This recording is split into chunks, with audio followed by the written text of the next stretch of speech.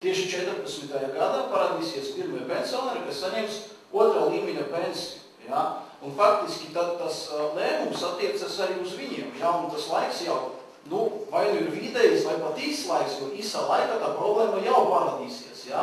Ka 14. gadā pirmie pensionāri, kuriem būs tiesības uz otrā līmeņa pensiju, izies pensijā, un katru gadu to cilvēku būs vairāk un vairāk. Un ko mēs faktiski tagad darām? Mēs šodien paņēmam viņu otrā līmeņa pensiju dažādu budžeta deficītu sekšanai, un pēc tam 14. gadā valsts vienkārši uzņēmās papildus saistības tieši no sociālajā pusē, kuras būs jāatmaksā jau no teikošām sociālo nodokļu iemaksām. Un tad jautājums, kādas tas iemaksas būs. Ja? Pirmā lieta ir tāda, ka faktiski laikam 14. gadā mums pabeiksies, mēs iziesim no tās recesijas, ja? bet tik un tā labklājība nebūs tik laba. Ja? No otras puses mēs varam sagaidīt, ka tā kā mums situācija ekonomika ir sliktākā nekā daudzās citās valstīs, tās valstis atpūsies pirmās un būs mums vēl viens emigrācijas vilnis, ja? Tā kā strādājošo Latvija kļūs vēl mazāk.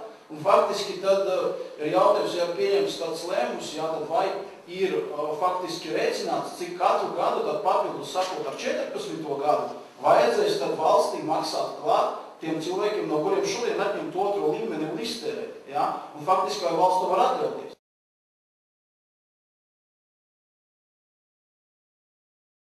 Pensijas sistēmas likumdošanā, un ja mēs runājam par pirmo līmeni, pastāv tāds saucamais koeficients apdrošināšanas iemaksu algu indeks. Tad tie saucamie 18%, kurus tagad valsts uzņemās sev saņemt pirmajā līmenī. Un tas ir tāds man maksājušos 18% iekšā, ja? Tad valsts uzņemās uz sevīm saistības, palielinot manu pensiju kapitālu, kuru viņai valstī jau tādā brīdī būs jāizmaksā man.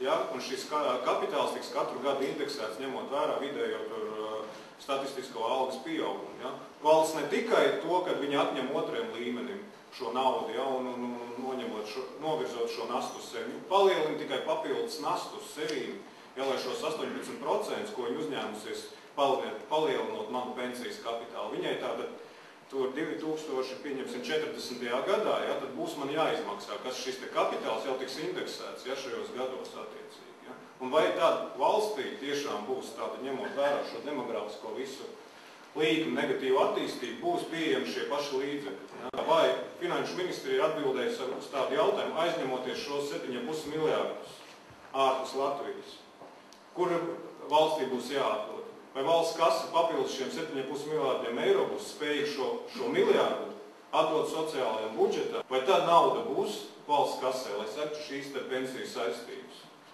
Ja mēs ejam šo soli, tad tas ir cilpa valsts kasē jau šodien tiek uzmesti, ja, ap kaklu, ja, kad jau šo naudas līdzekļu nebūs, jo šo uzkrājumu, kas tika krāts šajos gados, vairāk šādas iespējas tuvākos 10 gados nebūs uzkrāt vairāk.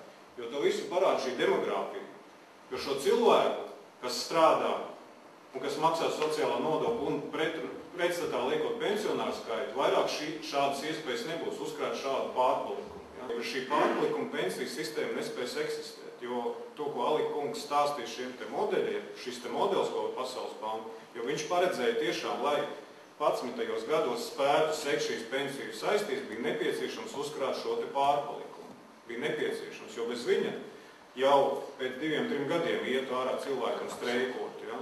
Un ja mēs šodien to pārpalikumu nespēsim tuvākā laikā atkal atjaunot, ja, tad pensijas sistēma pat par sevi sagrūs.